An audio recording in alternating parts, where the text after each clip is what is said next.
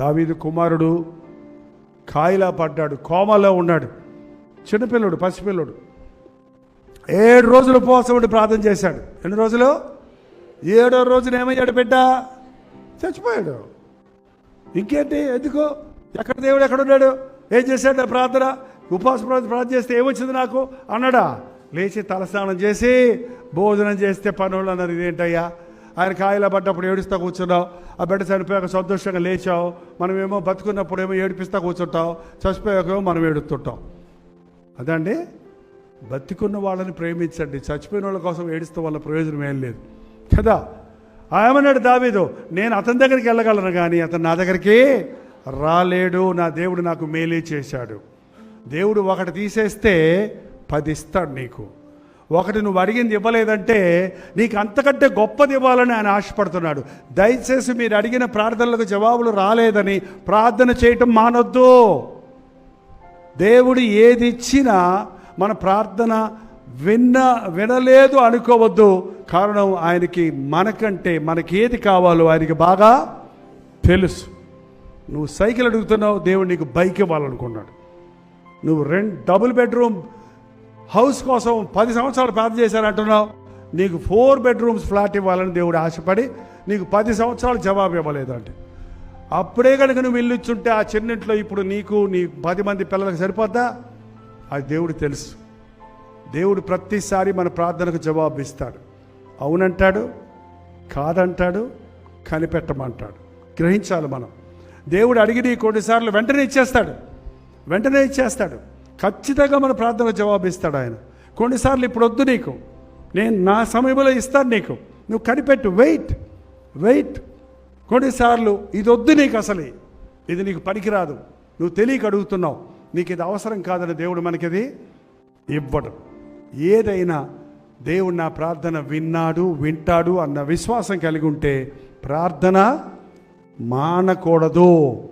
కొంతమంది ఏమంటారంటే, ప్రార్థన మనం చేసినా చేయకపోయినా దేవుడికి అన్నీ తెలుసు కదా, మనం ఎందుకు అడగాలి, ఆయనకి ఏంది అన్నీ తెలుసు కదా, ఏది ఎప్పుడు కావాలో అది ఇచ్చేస్తాడులే, మనం పడుకొని నిద్రపోదాం అని కొంతమంది ప్రార్థనలో దేవుడిని అడగడు. మీరు అడగలేదు కాబట్టి మీకేమీ దొరకలేదు. మీ సంతోషం పరిపూర్ణమవునట్లుగా నన్ను అడగండి అని బైబిల్ చెప్తుంది. కానీ కొంతమంది ఇంక అడిగే ప్రయోజనం నా కర్మ, నా తల. ఎక్కడ అద్దంలో చూసుకోండి ఏం రాతుందో. ఈ గీతలు ఇట్ట మగ్గకపోతేనండి, మనకిను రోబట్ అంటారు, ఇప్పుడు ఇనపదార్థ చేస్తారు, దానికి సంబంధం ఉండదు, ఒకేలాగా ఉంటుంది. రోబట్ నవ్వదు, మరి ముడతలు పడితేనే కదా నవ్వు వచ్చినప్పుడు ముడతలు పడుతున్నాయి ఇక్కడ కదా. మనం చక్కగా దేవుడు మనకు ఫేస్ కళ ఇవ్వడానికి ముడతలు ఇచ్చాడు, అంతేగాని ఇవి రాతలేమి కాదు. ఇవి దేవుని ప్రణాళికలో వీడు నాశనం అయిపోవాలి, వీడు బాగుపడాలి, వీడు ఇలా చచ్చిపోవాలి, వీడు ఇలా దరిద్రుడు అవ్వాలి అని ఆయనకి ఆలోచనలు ఉంటాయా?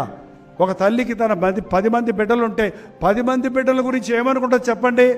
3 బాగుంటే చాలు, 3 చచ్చినా పర్వాలేదు అంటదా? 3 అడుగు తిన్నా పర్వాలేదు, 3 మాత్రం ప్రైమ్ మినిస్టర్ అయితే సరిపోద్ది అనుకుంటుందా? అందరు బిడ్డలు యేసయ్య పరలోకపు తండ్రి ప్రభు మన అందరిని ప్రేమిస్తున్నాడండి.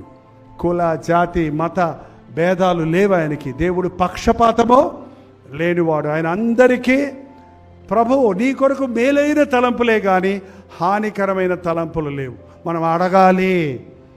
హిజ్కియా అడిగాడు, నా ఆయుష్ పెంచు అని అడిగాడు. పెంచాడా చచ్చాడా? పెంచాడు.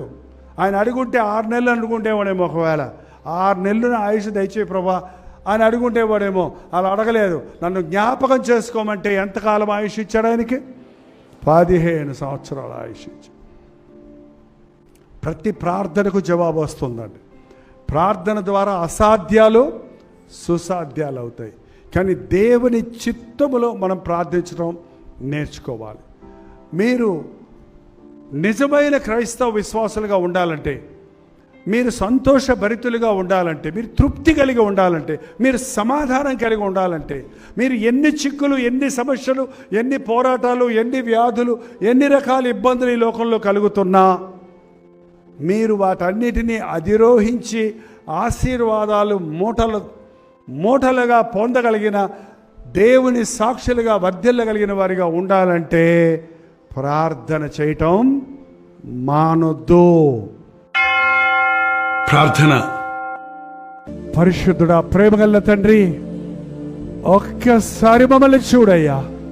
లోకములో కలిగే శ్రమలకు భయపడక, సాతాను పెట్టే శోధనలకు లొంగక, మాలో ఉన్నవాడు లోకములో ఉన్నవారి కంటే గొప్పవాడన్న విశ్వాసముతో పరిశుద్ధులుగా నీకు ఇష్టలుగా బ్రతుకుటకు సహాయం చేయము. జ్ఞానవంతురాలుగా మా సహోదరులు కుటుంబములు కట్టుకున్నట్లు ప్రార్థనా తల్లులుగా చేయము నాయన. పురుషుడు తన ఇంటిని జ్ఞానము చొప్పున కట్టుకున్నటకు, ఇంటి వారిని సంరక్షించుటకు వారికి కావలసిన దైవ జ్ఞానాన్ని నీవు అనుగ్రహించము. భక్తి గల వారమని చెప్పుకొని దాని శక్తిని ఆశ్రయించిన వారిగా ఉండక, క్రీస్తు నామమును మా బ్రతుకుల ద్వారా నిరూపించు నిజ క్రైస్తవులుగా ఉండటకు మాకందరికీ నీ సహాయము చేయము. క్రీస్తు నామములో అడుగుచున్నాను తండ్రి, ఆమేన్. మన తండ్రి అయిన దేవుని యొక్క ప్రేమయు, కుమారుడైన క్రీస్తు యొక్క కృపయు, ఆదరణకర్త అయిన పరిశుద్ధాత్మ యొక్క సహవాసము కూడి వచ్చిన మనందరికీ ఇప్పుడును సదాకాలమును తోడై ఉండను గాక. ఆమేన్, ఆమేన్, ఆమేన్.